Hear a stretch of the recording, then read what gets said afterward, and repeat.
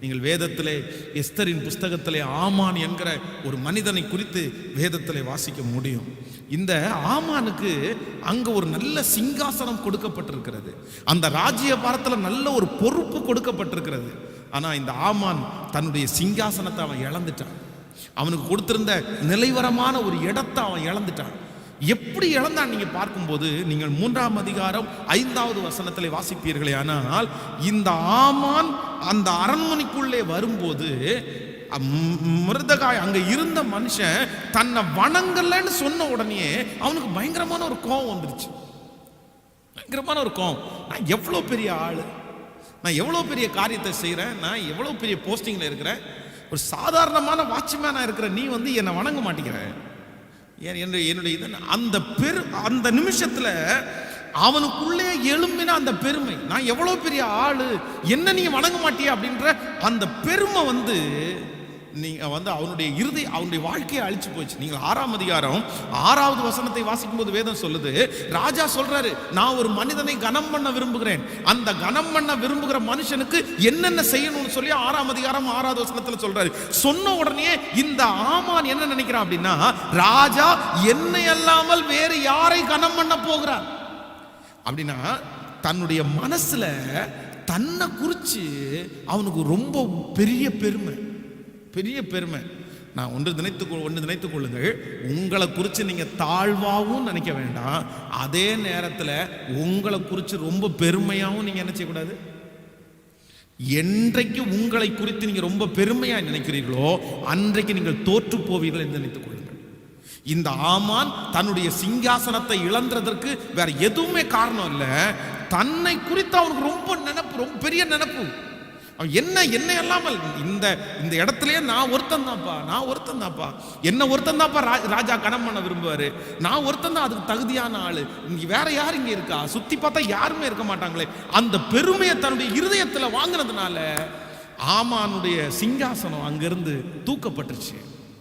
சத்ரு உங்களுடைய வாழ்க்கையிலே கொண்டு வருகிற மிகப்பெரிய ஆயுதம் என்ன அப்படின்னா, ஒரு சிங்காசனம் இல்லைன்னா ஒரு உயர்வு, ஒரு இடத்துல கர்த்தர் உங்களை நிலைப்படுத்தும் போது உங்களுக்குள்ள என்ன வேணும் அப்படின்னா, ஆண்டவரே எனக்கு இன்னும் என்ன தாரும் அப்படின்னா, தாழ்மையை தாரும். ஹல்லேலூயா. கைகளை அசைத்து ஒரு ஹல்லேலூயா சொல்லுங்க. நல்ல பரிசுத்தவான், நல்ல தேவனோட நடக்கிற மனுஷன் பெருமை என்ன பண்ண மாட்டான்னா, தன்னுடைய இருதயத்துல சுமக்கவே மாட்டாங்க, அதை கையில கூட வாங்க மாட்டாங்க, அதை காது கொடுத்து கூட கேட்க மாட்டாங்க. அது பேசுற வேற ஏதாவது பேசுங்க பிரதர், வேற ஏதாவது சொல்லுங்க, ஆமா சரி ஓகே, கர்த்தர் நடத்துறாரு, ஆண்டவர் நடத்துறாரு. அவங்களுடைய இருதயம், அவங்களுடைய மனசு, அவங்களுடைய வாய் இப்படிதான் பேசுமே தவிர ஆமா அதை ஏத்துக்காது. நீங்கள் உண்மையாய் தேவனோட நடக்கிறவங்களா இருந்தா பெருமை பேசும்போது உங்க இருதயம் என்ன பண்ணக்கூடாது, உங்க இருதயம் ஏற்றுக்கொள்ளவே கூடாது. உங்க இருதயம் ஏற்றுக்கொள்ளுமே ஆனால் சம்திங் ராங். ஏன்னா ஏற்றுக்கொள்றதுக்கு என்கிட்ட தகுதி இல்ல.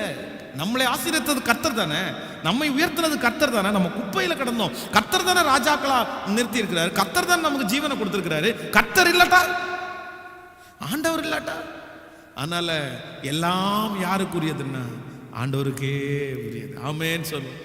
எந்த வாழ்வின் மேன்மை எல்லாம் உந்தனுக்கே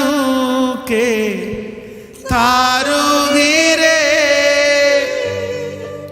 எந்த வாழ்வின் மேன்மை எல்லாம் உந்தனுக்கே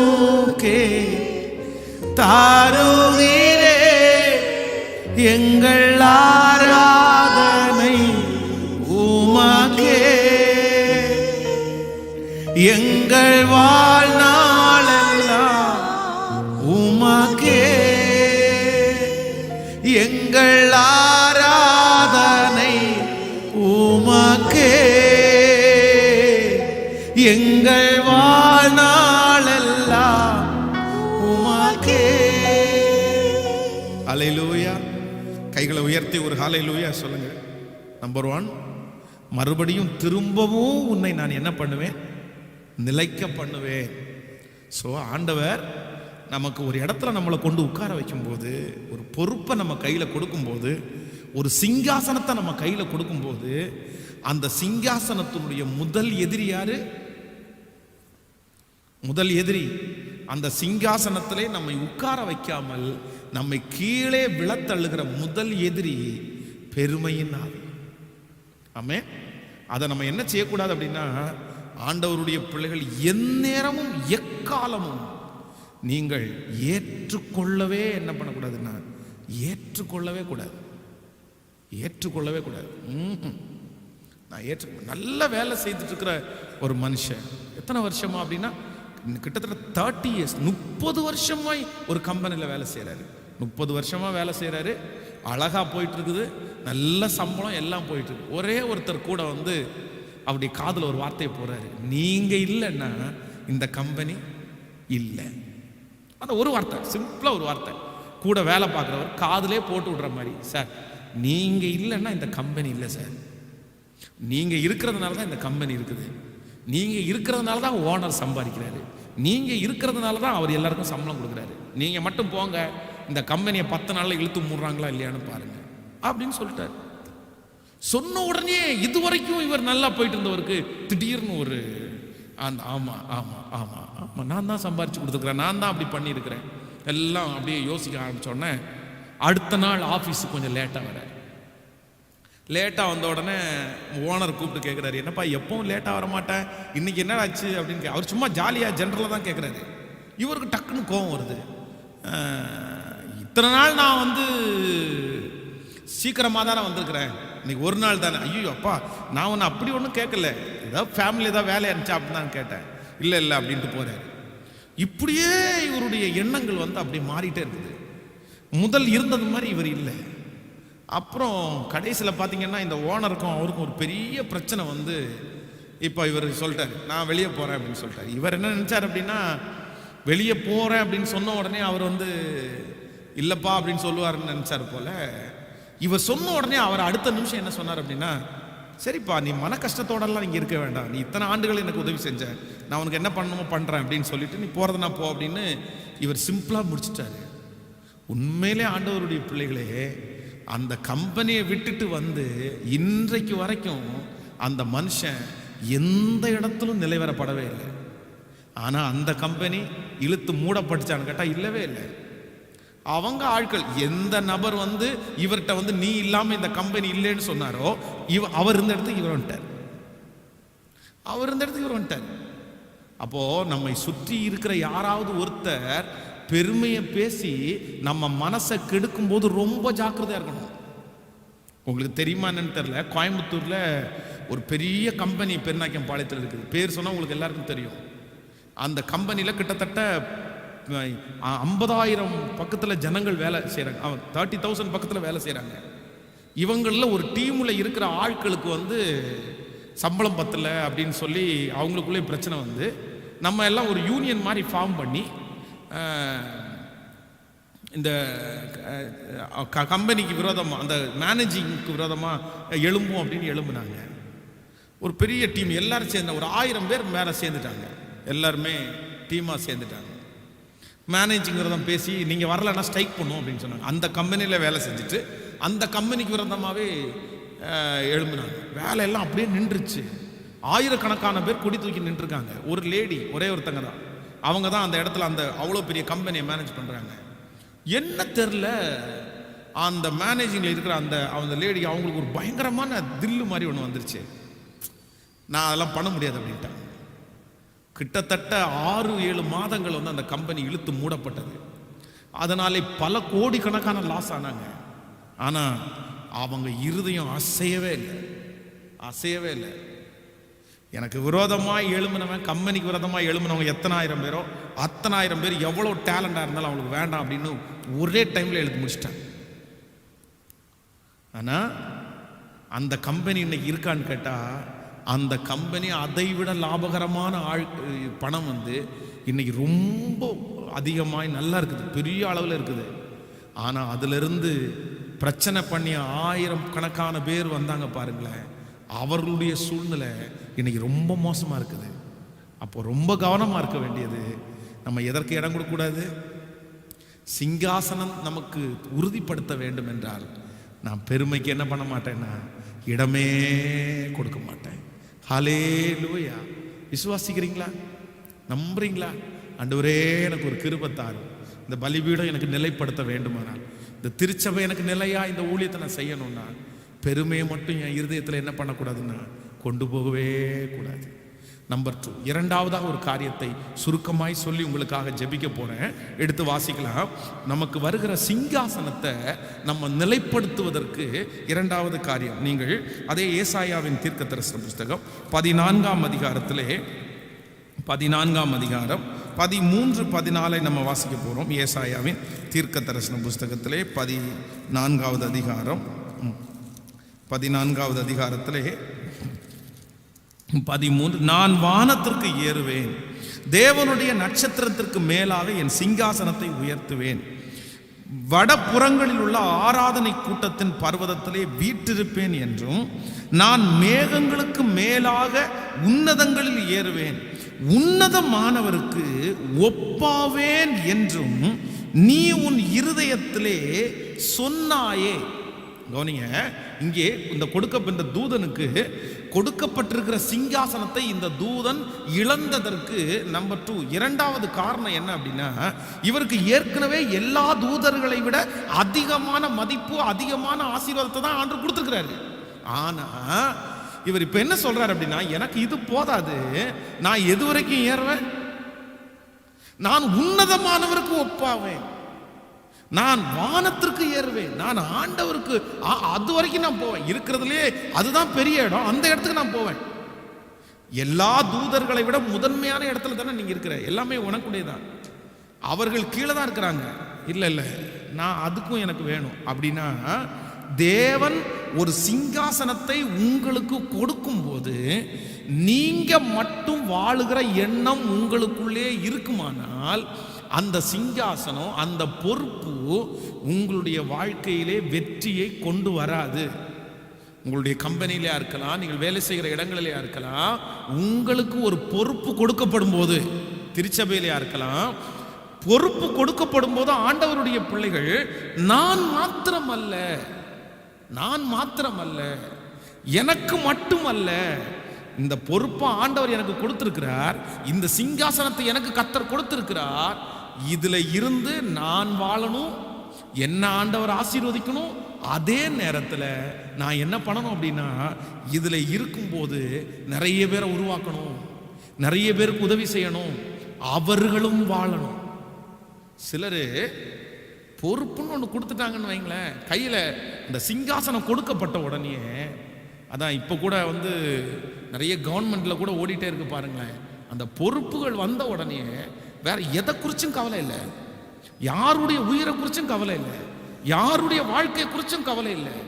எனக்கு கையில் சிங்காசனம் கொடுக்கப்பட்டுருச்சு, நான் எல்லாத்தையும் சம்பாதிக்கணும், எனக்கு எல்லாம் வேணும், எனக்கு பத்தாது, அதுக்காக நான் என்ன வேணாலும் பண்ணுவேன், யாரை வேணாலும் அழிப்பேன், யாரை வேணாலும் எதிர்த்து பேசுவேன். ஒரு ஆண்டவருடைய பிள்ளைக்கு அது ஒரு காலம் என்ன இல்லைன்னா அழகு இல்லவே இல்லை. உங்க சிங்காசனம் உறுதிப்பட வேண்டுமே ஆனால் நீங்க என்ன பண்ணணும் அப்படின்னா, சிங்காசனம் கொடுக்கப்பட்டது உங்களுக்கு மட்டுமல்ல, உங்கள் சுற்றி இருக்கிறவர்களுக்கும். யோசேப்பை குறித்து வேதம் சொல்லுகிறது, யோசேப்புக்கு சிங்காசனம் கொடுக்கப்படுகிறது. அந்த சிங்காசனம் கொடுக்கப்படும் போது அவனுடைய குடும்பத்தில் இருக்கிற எல்லாருமே கஷ்டப்படுறாங்க, அவங்களுக்கு சாப்பாட்டுக்கு வழி இல்லாம இருக்காங்க. அப்போ அவங்க ஏற்கனவே இவனுக்கு விரோதியானவர்கள். ஆனால் வேதம் சொல்லுது, அவன் எல்லாரையுமே கூப்பிட்டு என்ன சொல்றான் அப்படின்னா, நீங்க ஒன்றும் பயப்பட வேண்டாம், நான் உங்களையும் உங்கள் பிள்ளைகளையும் நன்றாக பார்த்து கொள்ளுவேன். இந்த சிங்காசனம் எனக்கு கொடுக்கப்பட்டிருக்கிறதுக்கு காரணம் எனக்காக மட்டுமல்ல, ஜீவரட்சணை செய்யும்படியாக கர்த்தர் என்னை உங்களுக்கு முன்னே அனுப்பினார். பதவி ஆசீர்வாதம் வந்த உடனே இல்ல நமக்கு மட்டும் கிடையாது. சில நான் சொல்லுகிறதை ஒன்று கவனித்துக் கொள்ளுங்கள். நமக்கு ஆசீர்வாதங்கள் வர வர அந்த ஆசீர்வாதங்கள் பெருக வேண்டும் என்று சொன்னால் நான் என்ன சொல்றேன் அப்படின்னா, உங்களுக்கு நீர் பாய்ச்சலான தோட்டத்தை போல இருக்கணும். நீங்க நீங்கள் ஒரு ரூபா உங்களுக்கு வருமானம் வரும்போது அதில் 10 காசு நீங்கள் வந்து ஏழைகளுக்கு கொடுத்தீங்கல்ல. இப்போ 1000 ரூபா வருமானம் வரும்போது அதில் ஒரு 100 ரூபா என்னன்னா ஒரு ஏழை. அதுவும் வந்து அதான், நீங்கள் ஒருவருக்கு செய்ய வேண்டும் என்று நினைக்கும் போது செய்யத்தக்கவர்களுக்கு நீங்கள் வந்து நீங்கள் கொடுக்குற ஆட்கள், நீங்கள் செய்கிற ஆட்கள் கரெக்டாக இருக்கட்டும்.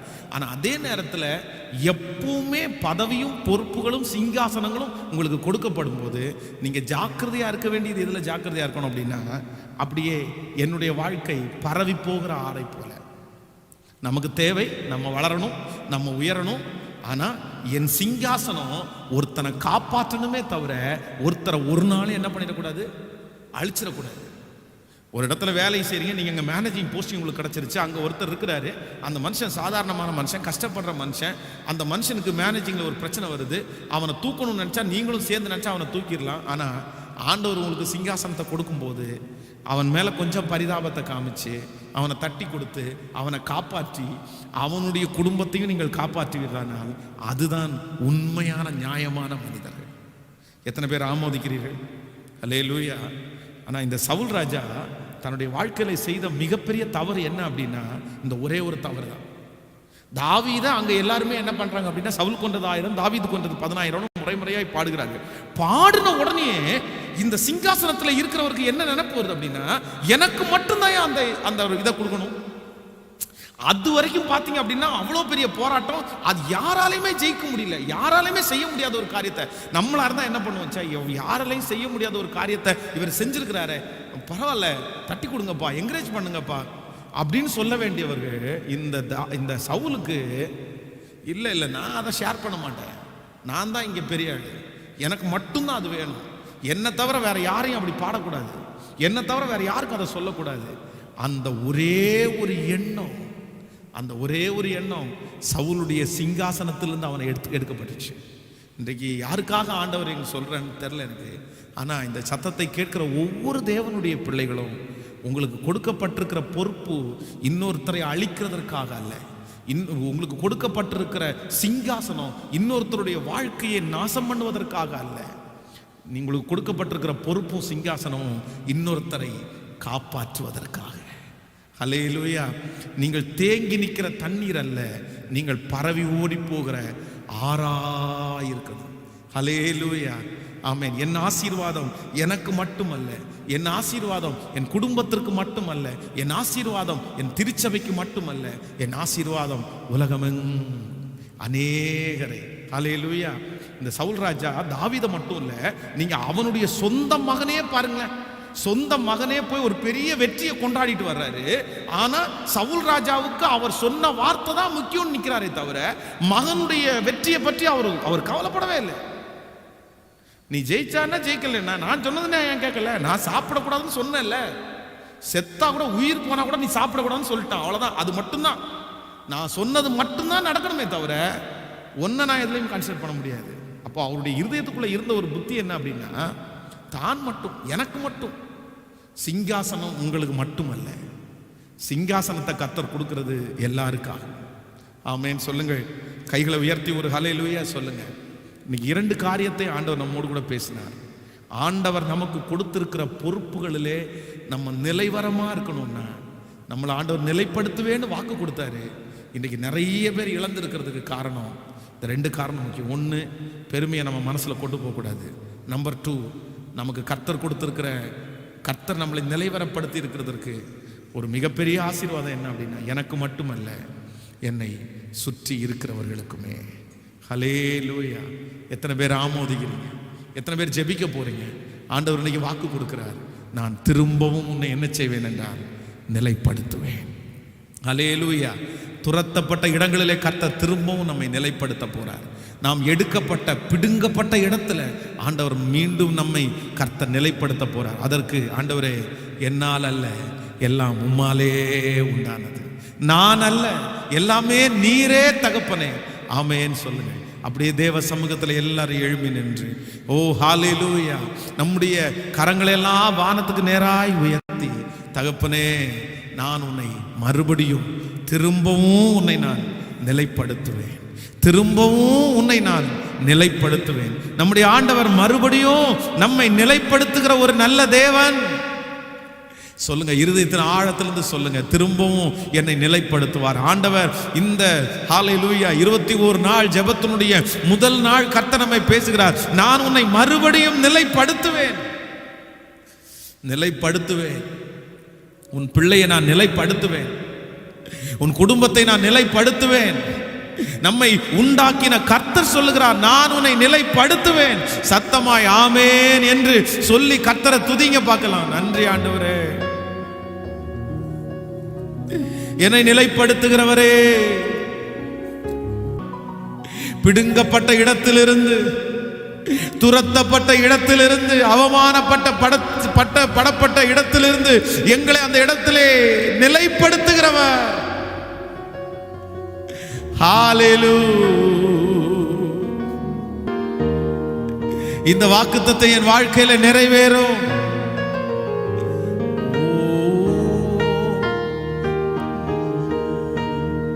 நானே காப்பாற்றுவே, நாள்தோறும் நீர் பாய்ச்சுவே. நானே காப்பாற்றுவே, நாள்தோறும் நீர் பாய்ச்சுவே. இனிமேல் நீ அடிமையாவதில்லை, இனிமேல் நீ அடிமையாவதில்லை. எனக்கே ஊழியம் செய்திடுவா, எனக்கே ஊழியம் செய்திடுவா. என் மகனே நீ வேறு ஒன்றுவா, என் மகனே நீ வேறு ஒன்றுவா. பூத்து குலுங்கிடுவா, காய்த்து கனி தருவா. பூத்து குலுங்கிடுவா, காய்த்து கனி தருவா. இந்த பூமி எல்லாம் நிரப்பிடுவா, இந்த பூமி எல்லாம் நிரப்பிடு. கரங்களை மேல தட்டி, உன்னோடு நான் இருந்து உனக்காக வழக்காடுவே. என்னோடு நீர் இருந்து எனக்காக வழக்காடுவே. இரவும் பகலும் காத்துக்கொள்வி, இரவும் பகலும் காத்துக்கொள்வி. எவரும் தீங்கிழைக்க விட மாட்டீ, எவரும் தீங்கிழைக்க விட. யாக்கோபே யாக்கோபே நீ வேறு ஒன்றுவாய், என் மகனே நீ வேறு ஒன்றுவாய். நீ பூத்து குலுங்கிடுவாய், காய்த்து கனி தருவாய். நீ பூத்து குலுங்கிடுவாய், நீ காய்த்து கனி தருவாய். இந்த பூமி எல்லாம் நிரப்பிடுவாய், இந்த பூமி எல்லாம். சொல்லுங்க கைய மேல தட்டி, என் மகனே. இயேசுவே, இந்த ஆராதனையிலே கலந்து கொண்டு நிலைவரமே இல்லாம என்ன கர்த்தர் என்னைக்கு நிலைப்படுத்த போற, என்னைக்கு இந்த சூழ்நிலை எனக்கு மாறும். அலைஞ்சு திரிஞ்சிட்டுனே இருக்கிறேனே, மறுபடியும் ஆண்டவர் என்ன அந்த நிலையான இடத்துல வைக்க மாட்டாரா? கொடுத்தத நான் இழந்துட்டேனே, கொடுத்தது என்னை விட்டு போயிருச்சு, நான் இனி என்ன செய்வேன் அப்படின்னு அங்கலாய்ச்சிட்டு இருக்கிற ஒவ்வொருத்தருக்கும் இப்பொழுது உம்முடைய இரக்கம் அவர்களுக்கு மேல திரும்பட்டும் ஆண்டவரே. சொல்லுவோம் கரங்களை தட்டி, யாக்கோபே நீ வேறு ஒன்றுவாய், யாக்கோபே நீ வேறு ஒன்றுவாய். பூத்து குலுங்கிடுவாய், காய்த்து கனி தருவாய். பூத்து குலுங்கிடுவாய், காய்த்து கனி தருவாய். இந்த பூமி எல்லாம் நான் தான், நான் தான். அது எனக்கு தான் அந்த வார்த்தை. விசுவாசிக்கிறீங்களா? எனக்கு தான் அந்த வார்த்தை. எல்லா வாலிப தம்பிங்க தங்கச்சிங்க கூட எல்லாரும் சொல்லுங்க, ஏசப்பா எனக்கு தான். ஆண்டவர் உன்னை நிலைப்படுத்துவார். உங்க அம்மா நிலைவரப்படாம இருக்கலாம், உங்க அப்பா நிலைவரப்படாம இருக்கலாம், உங்க சொந்த நிலைவரப்படாம இருக்கலாம், ஆனா இயேசு உன்னை நிலைப்படுத்துவார், மறுபடியும் உன்னை நிலைப்படுத்துவார். சொல்லுங்க, நம்பிக்கையோட சொல்லுங்க, ஆண்டவரே நான் நிலைப்படணும், நான் நிலைப்படணும், என் குடும்பம் நிலைப்படணும், என் வாழ்க்கை நிலைவரப்படணும். ஓ ஹalleluya. ஓ நன்றி, கோடி நன்றி அப்பா, கோடி நன்றி ஆண்டவரே. மறுபடியும் திரும்பவும் நான் உன்னை நிலைப்படுத்துவேன், திரும்பவும் நான் உன்னை நிலைக்க பண்ணுவேன். எஸ், திரும்ப நிலைக்க பண்ணுகிற கர்த்தர். ஏற்கனவே நிலைவரப்படுத்தி அந்த ஆசீர்வாதத்தை இழந்து நிற்கிற நிறைய பேர் இருக்கிறோம்ப்பா. நாங்க உண்மைதாப்பா. ஆனா இனி எங்களுக்கு ஒரு இரக்கம் பாராட்டணும். நீங்க எங்களுக்காக யாவையும் செய்து முடிக்கிற கர்த்தர் நீங்க தானே அப்பா.